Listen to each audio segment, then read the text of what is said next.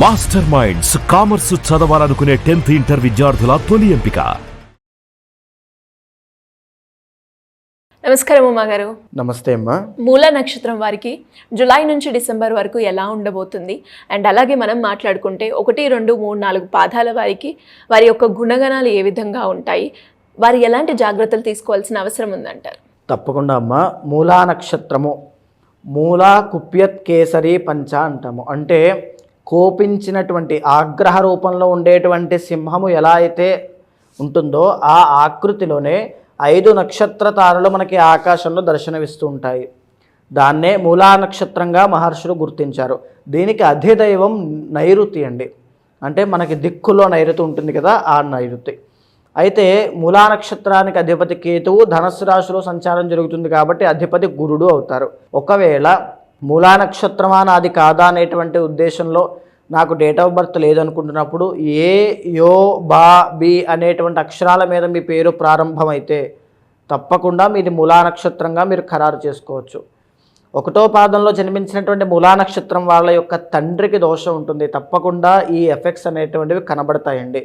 శిశువు జన్మించిన తర్వాత మూలా నక్షత్రంలో జన్మిస్తే 1వ పాదం అయితే ఏ పాదమైనా సరే నక్షత్ర దోషం ఉంటే నవవిధ శాంతి తప్పకుండా ఆచరించాలి.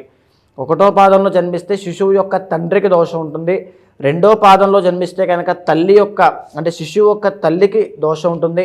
3, 4 పాదములైతే తప్పకుండా ధనహాని అంటే డబ్బు కోల్పోవడం, ఆర్థిక నష్టాలు చూడడం, వ్యాపారంలో నష్టాలు చూడడం, ఇలాంటివన్నీ కూడా కలిగేటువంటి అవకాశములు ఎక్కువగా కనబడతాయి. అయితే మేజర్గా అండి ఈ యొక్క మూలా నక్షత్రం వాళ్ళకి వీళ్ళు ఎలా ఉంటారు అనేటువంటి విషయాన్ని చూస్తే 10 మందికి సహాయం చేసేటువంటి గుణంలోనే ఎప్పుడు ఉంటారు. సహాయ సహకారములు, హెల్ప్ఫుల్ నేచర్ అనమాట. ప్యూర్ హార్టెడ్ పర్సన్స్ అండి. కానీ వీళ్ళ జీవితంలోనే చాలా హడ్డిల్స్ ఉంటాయి, చాలా రకాల ఛాలెంజెస్ ఉంటాయి, ఎన్నో పెయిన్ఫుల్ సిచ్యువేషన్స్ ఉంటాయి. తర్వాత దేన్నైనా సరే కష్టపడి సాధించాలి తప్ప ప్రకృతి సహకరించి అదృష్టం తీసుకొచ్చి చేతిలో పెట్టే ప్రసక్తి ఉండదు. సో వీళ్ళకి అది ఒక ఇబ్బందిగా తయారవుతుంది.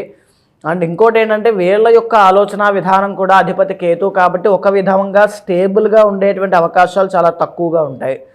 జీవితంలో ఒక్కసారిగా పైకి వెళ్ళి మళ్ళీ కిందకి పడేటువంటి అవకాశాలు కూడా జీవితంలో ఉంటాయండి. బౌన్స్ బ్యాక్ మూమెంట్స్ కూడా వీళ్ళు చూస్తారు, మళ్ళీ కింద నుంచి పైకి వెళ్తారు. సో వీళ్ళు మేజర్గా మూలా నక్షత్రం వాళ్ళు ఏ కుటుంబంలో జన్మించినా వాళ్ళే పెద్ద దిక్కు అవ్వడం, లేదా వాళ్ళే బాధ్యత తీసుకునే ఫ్యామిలీ పరంగా ఉండేటువంటి కష్టాలకి వాళ్ళే బాధ్యత అవ్వడం, వాళ్ళు ప్రధాన పాత్ర పోషించేటువంటి అవకాశాలు ఎక్కువగా ఉంటాయి. డాంబికము అనేటువంటిది ప్రదర్శించడం అంటే ఏమి ఉండదండి, బయటకి కనిపించేది ఇంకా ఎక్కువగా ఎక్స్పోజ్ చేయడం. సో ఇలాంటివి కొంచెం ఇష్టపడుతూ ఉంటారు వీళ్ళు. జనరల్గా బంధు పోషకుడు అని చెబుతోంది శాస్త్రం. అంటే చుట్టుపక్కల ఉండేటువంటి బంధువుల్ని, తర్వాత ఈ యొక్క ఫ్యామిలీని, వాళ్ళ ఫ్రెండ్స్ని అందరికీ కూడా వీళ్ళే డబ్బులు ఇస్తుంటారు. వీళ్ళే ఆసరా అవుతారు. ఇంకా అది పెద్ద మనిషి అవ్వచ్చు, అవసరానికి వాడుకుంటున్నారు అనొచ్చు, ఏదైనా అనొచ్చు, వీళ్ళే డబ్బులు ఇవ్వాల్సినటువంటి పరిస్థితులు వస్తాయి. అభిమానవంతుడు అంటే చాలా సెల్ఫ్ రెస్పెక్ట్ ఉన్నటువంటి వ్యక్తి. ఏదైనా తనను తాను దూషిస్తే ఎవరైనా అస్సలు తట్టుకోడు. చాలా రకమైన కోపం కూడా అదే రకంగా వస్తుంది అని కూడా చెప్పచ్చు. అదేవిధంగా మంచి స్పిరిచువల్ పర్సన్స్ అండి. బయటికి మాత్రము ఇంకొక విధంగా పోర్ట్రే అయినా నాస్తికుడిగా ఉన్న లోపల మాత్రం చాలా స్పిరిచువల్ పర్సన్. అంటే భగవంతుడికి అది ఏ డివోషన్ అయినా సరే ఇంటర్ రిలేటెడ్గా లోపల కనెక్టివిటీ అనేటువంటిది చాలా బాగుంటుంది. అంటే స్పిరిచువల్గా వీళ్ళు చాలా హైట్స్కి వెళ్తారు, చాలా మంచి రిజల్ట్స్ ఉంటాయి. ఇంకా చార్ట్ని మనం ఒకసారి రీడ్ చేస్తే ద ఒరిజినల్ ఫస్ట్ లార్డ్ గురుడు అవ్వడము అంటే ఒక 36 సంవత్సరాలు దాటిన తర్వాత వీళ్ళకు ఉన్నటువంటి జీవితంలో కష్టాలన్నీ కూడా వీళ్ళంతటా వీళ్ళే కష్టపడి అన్నీ సాల్వ్ చేసేసుకుంటారు. ఆ రకమైనటువంటి యోగం వీళ్ళకు ఉంటుంది. The original second and third lord Shani అవ్వడం, విద్య పరంగా ఎన్నో రకాల ఆటంకాలు కనబడతాయి. తర్వాత ఉద్యోగ ప్రాప్తి ఎర్లీ స్టేజ్లోనే కనబడుతోంది. తర్వాత చెప్పాలి అంటే ఆరోగ్యం విషయంలో లేదా మాట విషయంలో, మాట మాట్లాడేటప్పుడు తగువులకి దారి తీయకుండా జాగ్రత్తగా మాట్లాడండి, లేకపోతే వాగ్ వివాదములు అనేటువంటివి జరిగే అవకాశములు ఉంటాయి. మీ జీవితంలో గవర్నమెంట్కి సంబంధించి కానీ, డబ్బులకి సంబంధించి కానీ, భగవంతుడికి సంబంధించి కానీ ఈ వృత్తుల్లో ఉండే అవకాశాలు చాలా ఎక్కువగా ఉంటాయండి. ఎందుకు అంటే మీకు గురుడు రాజయోగ కారకుడు. ఫైనాన్షియల్ స్టేటస్ కూడా 100% చెప్పుకోదగ్గ డబ్బు సంపాదించడం, ధనవంతుడిగా పేరు తెచ్చుకోవడం, ఇవన్నీ కూడా మీకు చాలా బాగుంటాయి. 5th and 12th లార్డ్ అయినటువంటి కుజుడు మీకు జనరల్గానే ఆరోగ్యం విషయంలో, వాహన ప్రమాదాల విషయంలో చాలా జాగ్రత్తగా ఉండాలి. మీకు కనుక పుత్ర సంతానము అశ్విని నక్షత్రంలో జన్మిస్తే డాక్టర్ అయ్యేటువంటి అవకాశాలు ఉంటాయి. భరణి నక్షత్రంలో జన్మిస్తే సినిమా ఫీల్డ్లో కానీ బట్టల వ్యాపారం సైడ్ వెళ్ళే అవకాశములు ఉంటాయి. కృత్తిక 1వ పాదంలో జన్మిస్తే 100% వాళ్ళు డిఫెన్స్ కానీ మిలిటరీ సైడ్ కానీ వెళ్ళే అవకాశములు, పోలీస్ కానీ గవర్నమెంట్ జాబ్స్ కానీ అయ్యే అవకాశాలు ఉంటాయి. అయితే మేజర్గా వీళ్ళకి వచ్చేటువంటి ఆరోగ్య సమస్యలు అండ్ ఈ మేజర్గా వీళ్ళకి ఏంటంటే కోర్టు వివాదములండి. కోర్టు సమస్యలు కానీ, భూ వివాదములు కానీ, గొడవలు కానీ, తగాదాలు కానీ ఇరుక్కునే అవకాశాలు అండ్ వాహన ప్రమాదాలు ఇరుక్కునే అవకాశాలు ఉంటాయి. 6th లార్డ్ మేజర్గా వీళ్ళకి శుక్రుడు అవ్వడము, ఆడవాళ్ళ పట్ల చాలా జాగ్రత్తగా ఉండాలి. ఎందుకంటే వీళ్ళు ఏదైనా తప్పు చేసినా చెయ్యకపోయినా చేస్తున్నారు అనేటువంటి అభియోగం వీళ్ళ మీద మోపబడుతుంది. సో ఆడవాళ్ళ విషయంలో జాగ్రత్త అండ్ వ్యసనాలు అలవాట్ల విషయంలో కూడా చాలా జాగ్రత్తగా ఉండాలి. ఆ విషయాన్ని చూసుకోండి. అదేవిధంగా 11th లార్డ్ శుక్రుడు అవ్వడము. సో దీనివల్ల ఏంటి అంటే వీళ్ళకు ఉండేటువంటి సర్కిల్లో కొంతమంది ఆడవాళ్ళ ఫ్రెండ్స్ వల్ల కానీ, తెలిసినటువంటి శ్రేయోభిలాషుల వల్ల కానీ చాలా మంచి జరుగుతుంది. అది చాలా గొప్ప విషయము. అయితే 7th అండ్ 10th లార్డ్ అయినటువంటి బుధగ్రహ సంచారము మేజర్గా ద్వికళత్ర యోగాన్ని సూచన చేస్తుంది. పెళ్ళైన తర్వాత ఒకవేళ కనుక మూలా నక్షత్రంలో జన్మించిన వాళ్ళకి మేనరికం సంబంధం అయితే అది నిలబడదు, 100% ఇబ్బందులు వస్తాయి. బయట సంబంధం అయింది అనుకుంటే కాస్త ఇబ్బందులు పర్సనల్ చార్ట్ ద్వారా, ఒకవేళ అక్కడ ఇంకా తీవ్రమైన దోషం ఉంటే ఇబ్బందులు ఉంటాయి, తక్కువ ఉంటే శాంతి పరిహారం ద్వారా సాల్వ్ అయిపోతాయి. ఓవరాల్గా మ్యారిటల్ లైఫ్లో అయితే చాలా జాగ్రత్తగా ఉండాలి. మ్యారీడ్ లైఫ్లోకి వెళ్ళిన తర్వాత బిజినెస్లో నష్టాలు చూసే అవకాశం ఇవి కనబడతాయి. వ్యాపార రంగంలోనే దూసుకు వెళ్ళే అవకాశాలు వీళ్ళకి చాలా బాగుంటాయండి. మేజర్గా అంటే వ్యాపారము అనేటువంటి దానికన్నా మనం మల్టీ సోర్స్ ఇన్కమ్ అని చెప్పచ్చు. ఒక ఉద్యోగం, ఒక వ్యాపారం, ఇంటి రెంట్స్, ఇంకో స్టాక్స్, ఇలాగా అంటే మంచి ప్లానింగ్ అనేటువంటిది ఉంటుంది. అయితే మేజర్గా 8th లార్డ్ చంద్రుడు అవ్వడం, వీళ్ళకి ప్రపంచంలో ఎన్ని సుఖాలు ఉన్నాయో అన్ని సుఖాలు వీళ్ళ ముందు పెట్టినా వీళ్ళకి మనశ్శాంతి ఉండదు. అంటే వీళ్ళ యొక్క ఆలోచన విధానం అలా ఉంటుంది.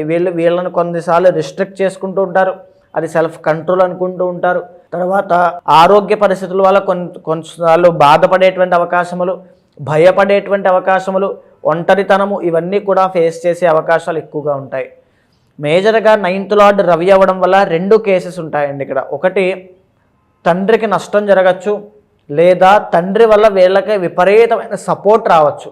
రెండిట్లో ఏదైనా జరగచ్చు, 2 కూడా జరిగే అవకాశాలు ఉంటాయి. సో మేజర్గా వీళ్ళ యొక్క చార్ట్ అనేటువంటిది ఈ రకంగా ఉంటుందండి.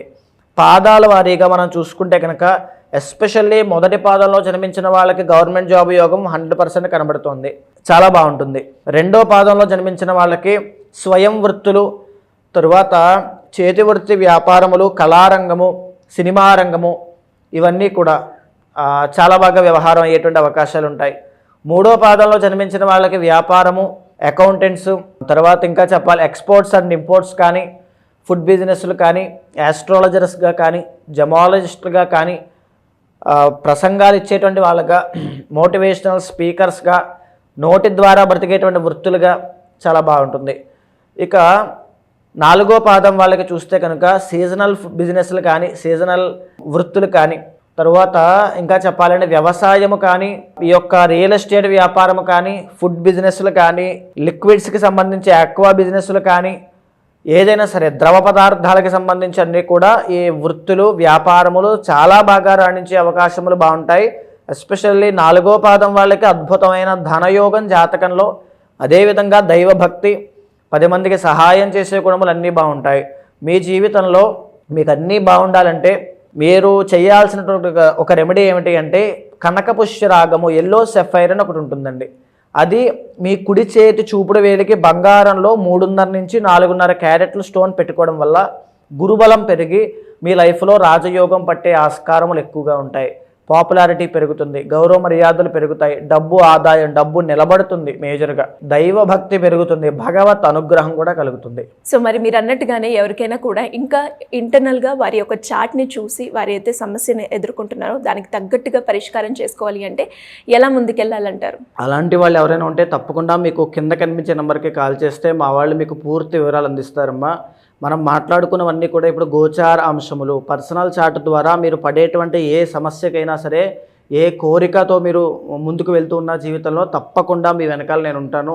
మీ పర్సనల్ చార్ట్ చూసిన తర్వాత ఏవైనా దోషాలుంటే శాంతి పరిహారములు మీతో ఆచరింపచేసి ఆ మంత్రజపాన్ని మీతో అనుష్ఠింపజేసి తప్పకుండా మీకు మంచి రిజల్ట్స్ వచ్చేలా చేస్తాను. థ్యాంక్ యూ ఉమా గారు, థ్యాంక్ యూ సో మచ్. నమస్తే అమ్మా.